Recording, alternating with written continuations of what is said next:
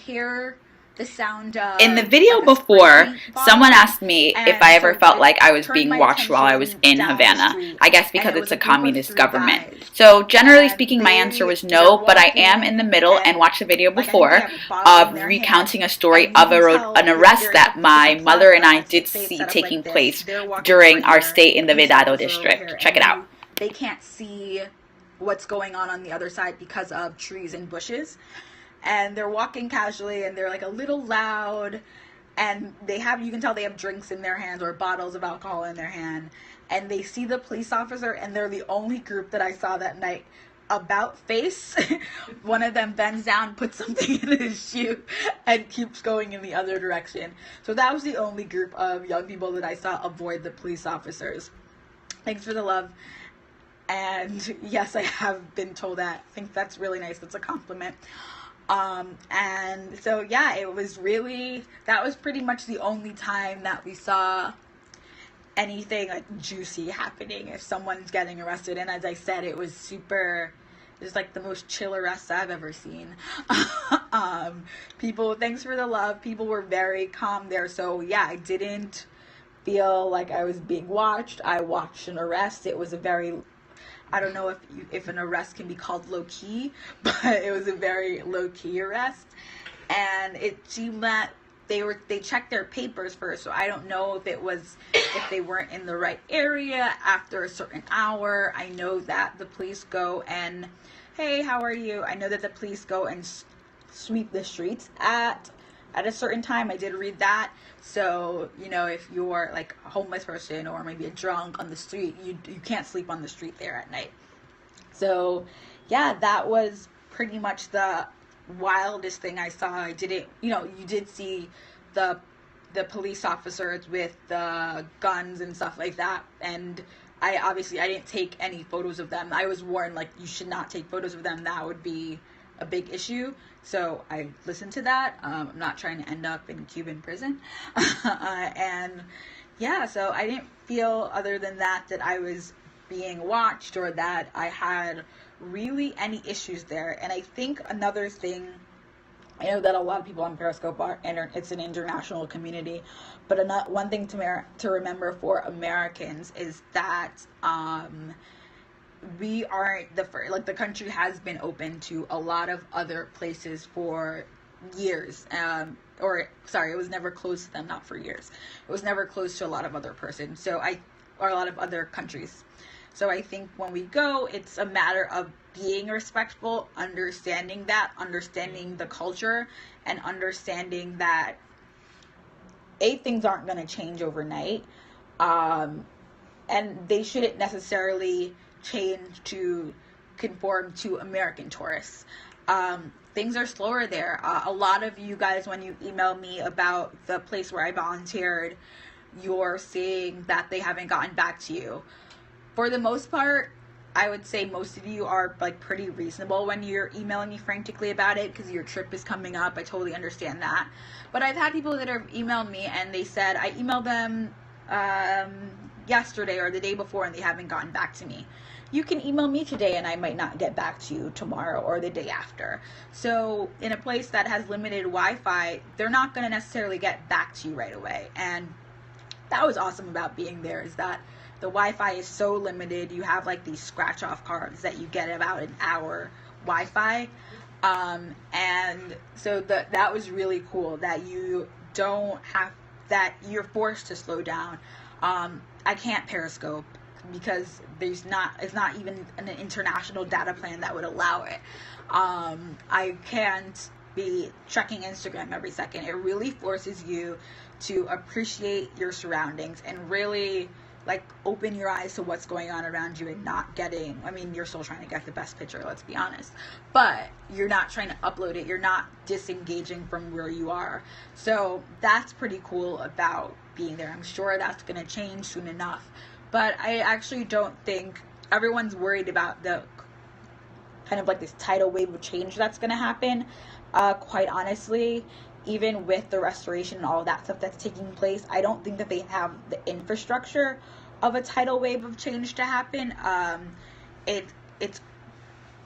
has to go pretty slowly because the country's not going to change overnight. Hey, what's up? The country's not going to change overnight. So yeah, it's a beautiful place to visit. I want to definitely go back and check out how is the Afro-Cuban population. What do you mean? That you saw, they were integrated in the society. Yes, that's what I thought you were asking, if they're integrated. Yes, they are integrated in the population. It's like being in New York, that you see all shades of people and they all happen to be Cuban people. They are integrated in the population.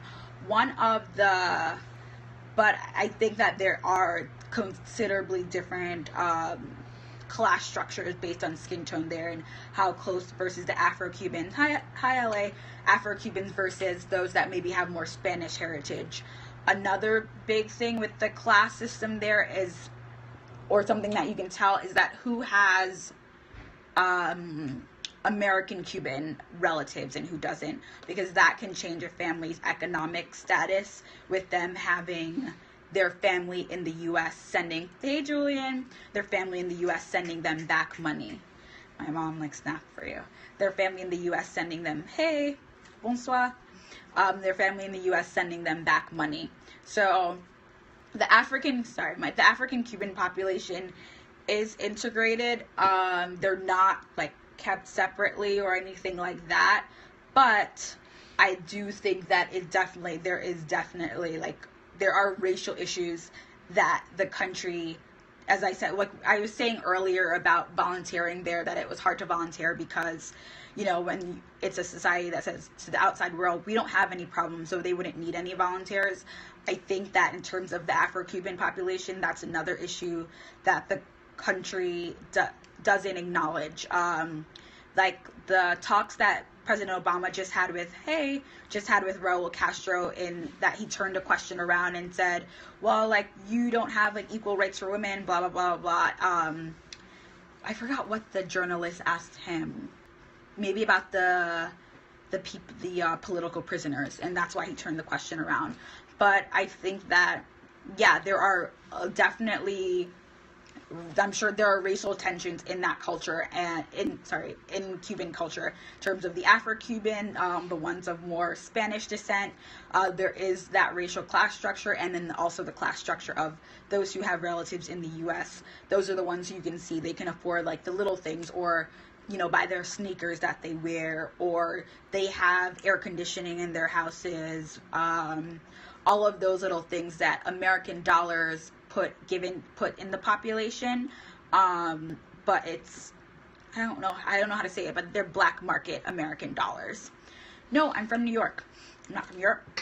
And so that's the thing there, that they're black market American dollars in the pop. So that's another thing, them being integrated, and they are integrated in the society like they are in the US. And I do mean that in little ways. There are racial problems that aren't acknowledged and probably won't be acknowledged for years to come. But yeah, they are integrated into the population. Yes, 99% of them are literate. That is very, very true. That the education is very, very valued there. It's crazy. It's crazy that education is very valued there.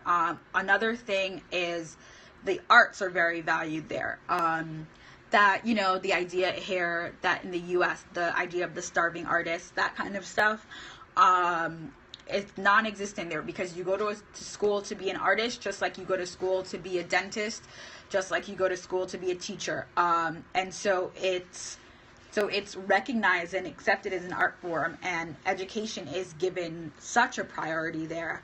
Because maybe the opportunities after education are something for discussion, but education is given such a huge priority there, and that's something that we can definitely learn from here in the U.S.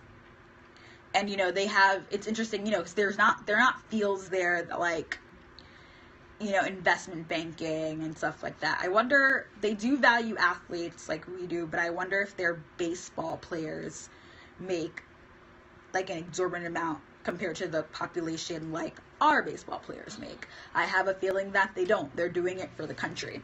So that's what's interesting there, that, you know, there are certain disparities that we have in terms of working out our economics, that in that small microcosm, they have it figured out in a sense.